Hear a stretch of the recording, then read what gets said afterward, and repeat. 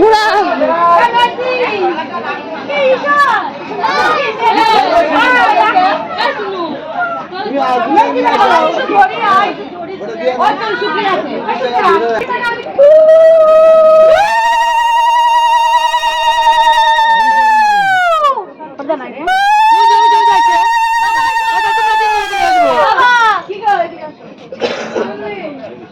তোমরা তিনজন তোলো এগুলো তিনজন এগুলো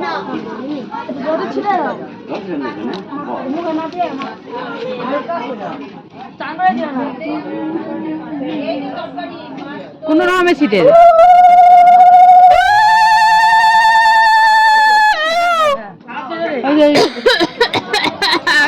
আর বাকি গেলে আসবো না আসবো চলো চলো চলো চলো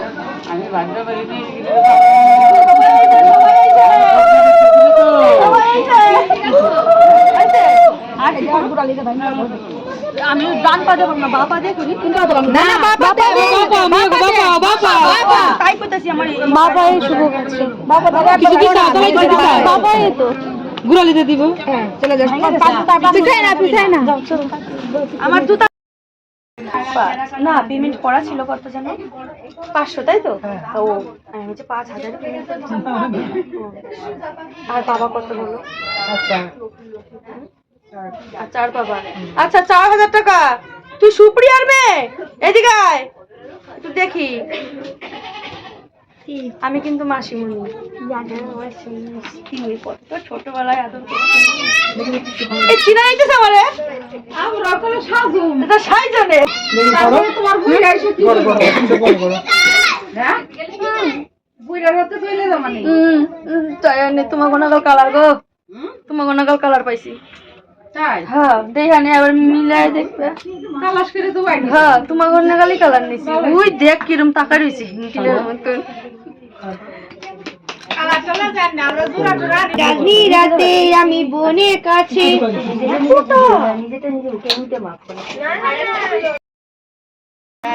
সাজা মোটামুটি কমপ্লিট। মেয়ে সাজতে সাজতে অনেকবার বাইরে এসেছে তার রিচুয়াল মানতে। এখন চলছে ফটোশুট। ঠিক আছে, প্রথমে আমরা ফটোশুট করে নিলাম।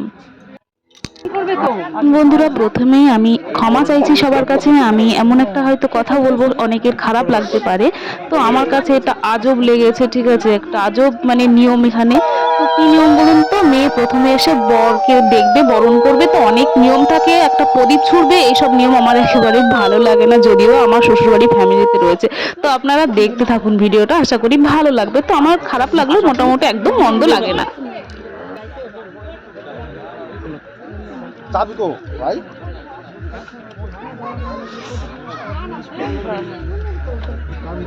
প্রথমে মেয়ের মা বরণ করে নিল, করে এখন ঘরে চলে যাবে। এখন মেয়ে আসবে প্রদীপ হাতে করে। ঠিক আছে, সেই প্রদীপটা বরের গাড়ির উপর দিয়ে ছোড়া হবে।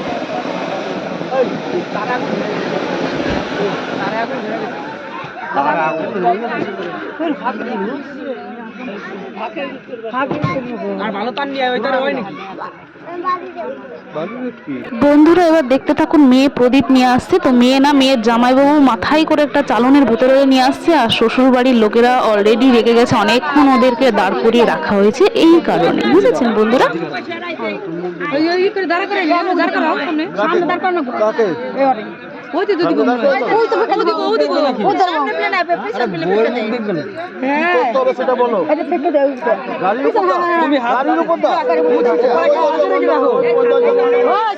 দাঁড়াইবো গাড়ির উপরে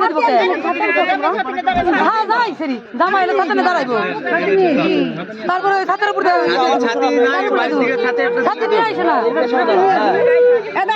নিয়ে আসি।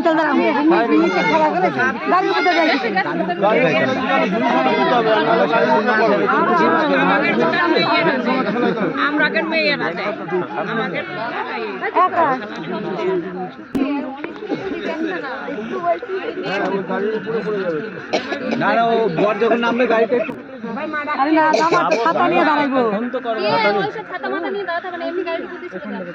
কোনো ব্যাপার নাই। ওপরে কেউ নেই তো? ওপরে কেউ নেই তো? বেরাবো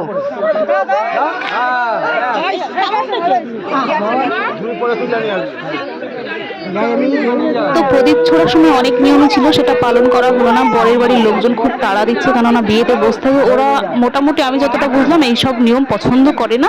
তো চালন সমেত গাড়ির ওপর দিয়ে ছোড়া হলো, ছাতা নিয়ে বসতে হয় জামাইকে, তবেই প্রদীপটা ছোড়া হয়। তো বরমশাই মানে জামাই চলে এসেছে বাইরে এখন, এবার গেট ধরে পালা। তো এখানে আর থাকা যাবে না। আমি তো সম্পর্কে তো আমি চলে গেছিলাম কিছুক্ষণ পরে। তো যারা শালিকা হয় তারা মানে গেট ধরেছে, এখন টাকা আদায় করবে, বিশেষ করে এটাই আর কি।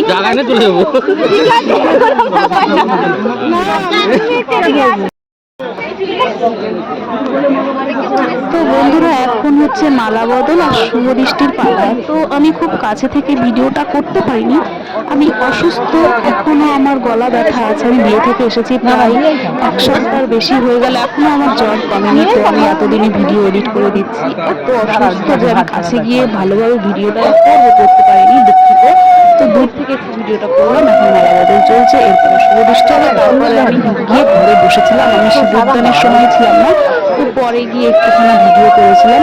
তো যাকে আপনারা ভিডিওটা দেখতে থাকুন, আশা করি ভালো লাগবে।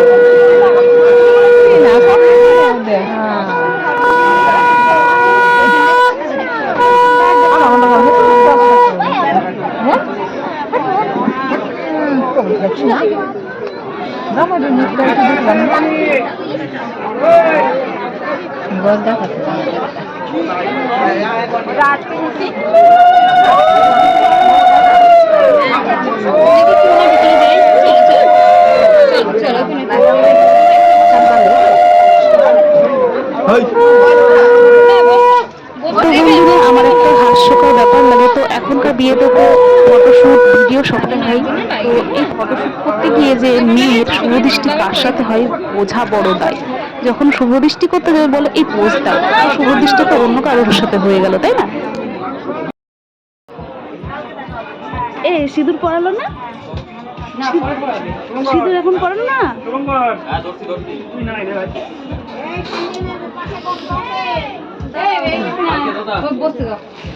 যাই, আমি এবার নিচে যাই, এতক্ষণ বসেছিলাম।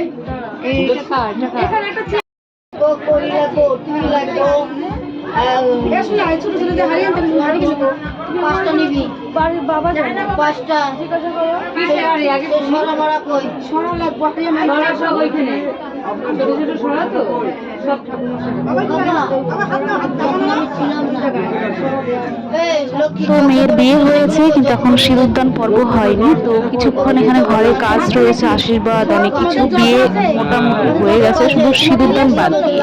তো এই যে ঘরে বসে আছে, মেয়েকে আশীর্বাদ করবে, করার পরে মেয়ে জামাই, সরি শুধু মেয়েকে না, মেয়ে জামাইকে আশীর্বাদ করে তারপরে সিঁদুরদান পর্ব হবে।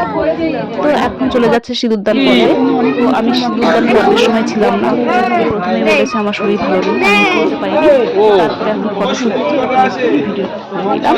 তো সিঁদুরদান হয়ে গেছে, দেখতে পাচ্ছি মাথায় লজ্জা বস্ত্র দিয়ে বসে রয়েছে এই যে মেয়ে আর জামাই পাশাপাশি, ঠিক আছে। তো যাকে ভিডিওটা ভালো লাগলে একটু লাইক কমেন্ট শেয়ার করে দেবেন, ওদেরকে সবাই আশীর্বাদ করবেন, বিবাহিত জীবন যেন খুব সুখে কাটে।